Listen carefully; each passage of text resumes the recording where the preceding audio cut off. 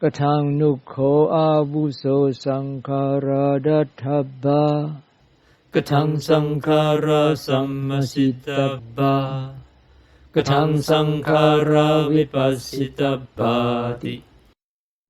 How friend are Saṅkhāras to be viewed? How are Saṅkhāras to be investigated? How are Saṅkhāras to be distinctly seen? Tassaso yatha dittham yatha viditam vyakaroti. Evaṁ kho avuso Saṅkhāra datthabba. Evaṁ Saṅkhāra sammasittabba. Evaṁ Saṅkhāra vipassitabhati. He explains to him as he has viewed and understood. Thus friend are Saṅkhāras to be viewed. Thus are Saṅkhāras to be investigated. Thus are Saṅkhāras to be distinctly seen. Rupang bhikkhave aniccaṃ. Vedana anicca. Saññā anicca. Saṅkhāra anicca. Viññānam aniccam. For monks is impermanent. Feeling is impermanent. Perception is impermanent. Saṅkhāras are impermanent. Consciousness is impermanent. Rupang bhikkhave anatta. Vedana anatta. Saññā anatta. Saṅkhāra anatta. Viññānam anatta. Sabbe saṅkhāra anicca. Sabbe Dhamma anattati. For monks is not self. Feeling is not self. Perception is not self. Saṅkhāras are not self. Consciousness is not self. All Saṅkhāras are impermanent. All Dhammas are not self. Sabbe saṅkhāra aniccati. Yada paññāya passati. Atha nibbindati dukkhe. Esamaggo visuddhiya. All Saṅkhāras are impermanent. When one sees thus with wise insight, then one wearies of suffering. This is the path to purity. Sabbe saṅkhāra dukkhati. Yada paññāya passati. Atha nibbindati dukkhe. Esamaggo visuddhiya. All Saṅkhāras are suffering. When one sees thus with wise insight, then one wearies of suffering. This is the path to purity. Sabbe dhamma anattati. Yada paññāya passati. Atha nibbindati dukkhe. Esamaggo visuddhiya. All Dhammas, all things are not self. When one sees thus with wise insight, then one wearies of suffering. This is the path to purity.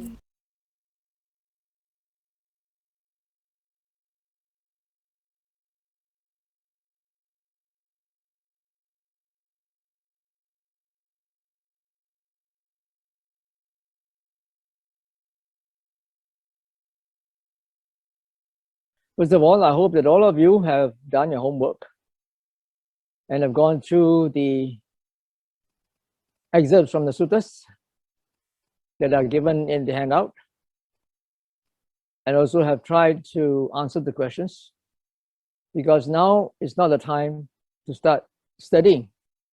Now is the time to start sharing your understanding and answers to the questions. with your fellow group members. If you start to read now, you will not get much benefits from this workshop because you'll be so confused and you wouldn't know what others are talking about. Right? So the basic premise for this workshop is that you must do your homework first, and now you're coming to do your sharing. And also, it's very important to participate in group discussions, because research has shown that learning through interactive discussion is more effective, manifold, than learning through mere passive listening. Okay, so I hope that even if you are not very certain about the answers, it will still be good for you to share your understanding with your fellow group members, and in the course of the discussion, you will learn other people's views to understand the suttas. When it comes to presentation time, then you will have an opportunity to also listen to what other groups have come up with.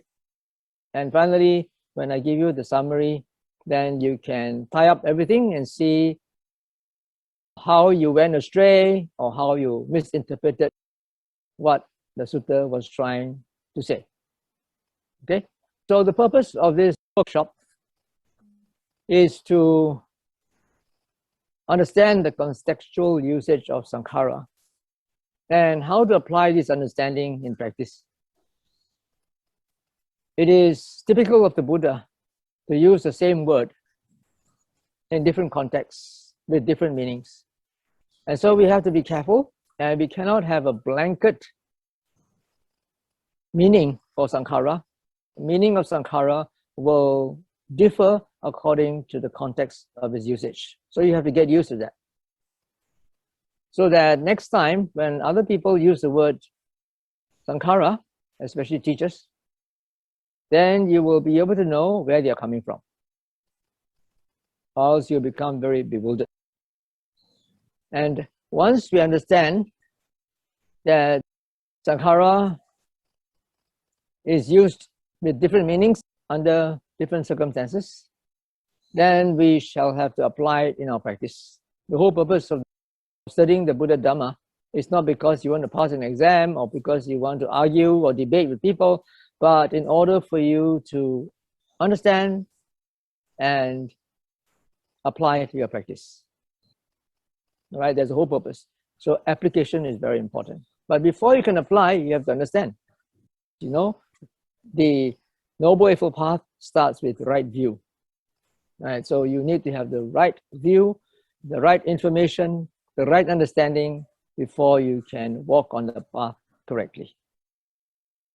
That's why my workshops are all associated with meditation. So during the guided meditation sessions, I hope that you will try to follow instructions. We have created some videos for the guided meditation and also inserted background sound. So these are part of the whole process of applying your understanding of Saṅkhāra to practice. Although initially you might not be able to tally what you practice with what is in the suttas, in the handout, this will eventually become clear to you. My strategy is to first of all try to make you composed so that your mind would be in a better position to go further and investigate and understand. I'm sure that many of you have come from a focused mindfulness background, in the sense that you focus on a single object like the rising and falling or your breath at the nostrils, and then you disregard all other objects. Anything that distracts your attention from your breath, from the rising and falling, is disregarded. especially for those who are doing anapanasati. For those who are doing rising and falling, Mahasi method, you don't disregard, but you note, and then you come back to your primary object of rising and falling. But basically, these all have a primary object. And you practice with the eyes closed. My approach is different because it is oriented to daily life practice. And during your waking hours in your daily life, your eyes are open most of the time. So if you train your mind to practice with the eyes closed, then you have a good excuse for not being able to practice when your eyes are open. And that is a common complaint of people who practice closed eye meditation, and then when they come and join me and I ask them to open their eyes, the first thing they complain is how to meditate. So many distractions. That's it. Yeah. So you have a good excuse for not meditating in your daily life, unless you can get a slot of half an hour or 1 hour to close your eyes, sit quietly in your aircon room, shut out all distractions and compose yourself. But this is not practical in daily life. I'm not saying that it's not good. That's a good way of composing your mind. But then how are we going to integrate that into your daily life? Not possible. Okay, so that's why my meditation approach is oriented towards daily life practice, and I require you to open your eyes. Try to keep your eyes open. Train your mind to practice with the eyes open. And even though you have a lot of difficulty, another complaint from people who come from this closed eye practice is that they say when they open their eyes and try to practice, then they fall asleep. It's interesting, huh? In your daily life, you're going around with the eyes open all the time, you don't feel sleepy. But when you try to meditate with the eyes open, you feel sleepy. You see? That's how you train your mind. So you have to train your mind. So now if you come from that background of closed eye practice and now you have to open your eyes, please be persistent. Whenever the eyes want to close, open them again. And then try not to strain yourself, relax. If you want to blink because the eyes are dry, you can blink as many times as you want to, but keep your eyes open. Okay? If you're sleepy, I have some ways of helping you to overcome your sleepiness. All right, so the background sounds, as I said, are also very important. Don't tune down your computer because you want silence during your meditation. Nope. Because in your daily life, you are bombarded by all sense stimuli. And you have to train your mind to be able to cope. How can you practice when you are bombarded by sense stimuli? Okay, so now let's get back to the Sutta study workshop. My word Saṅkhāra occurs in 6 major doctrinal contexts and other contexts. So the first one is in dependent origination. If you know, Saṅkhāra is a second link, avidya paccaya saṅkhāra. Yeah, so there's Saṅkhāra mentioned there.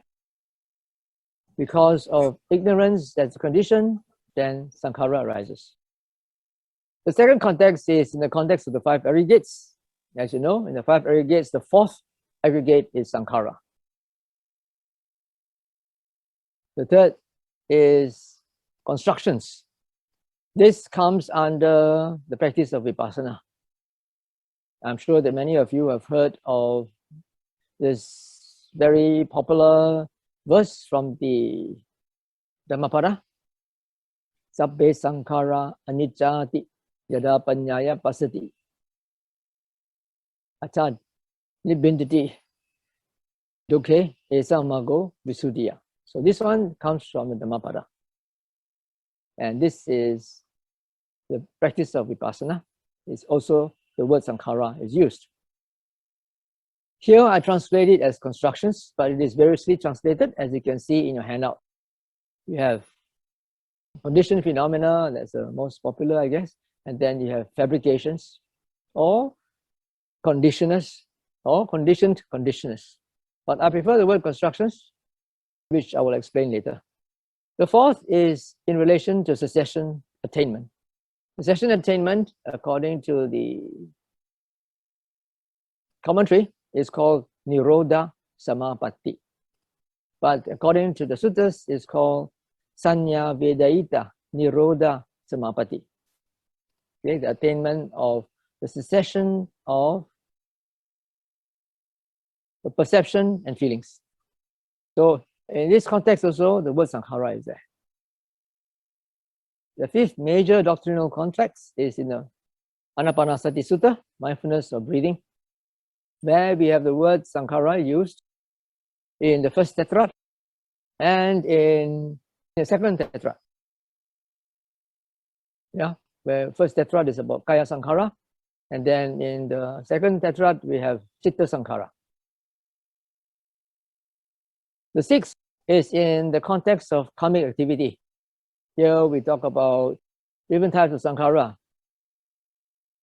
Punya-bhi Saṅkhāra, and then we talk about Apunya-bhi Saṅkhāra, we talk about Aninja-bhi Saṅkhāra, and we also talk about Kaya Saṅkhāra, Vaci Saṅkhāra, and Mano Saṅkhāra. And also in the seventh section, it is not a major doctrinal context, but it appears as a compound work in various passages in the suttas. And finally, it's not used as a compound word, but the word Mano Saṅkhāra is also used again, but in another different context. So unlike other sutta study with meditation workshops, in this workshop, I will not go through each of these excerpts from the suttas to explain what they mean. I trust that you would have done your homework and would have tried to understand what they mean. If not, then during your group discussion, you might have a better chance of understanding. All right, so now I shall leave you to do your discussion and I'll come back later. All right.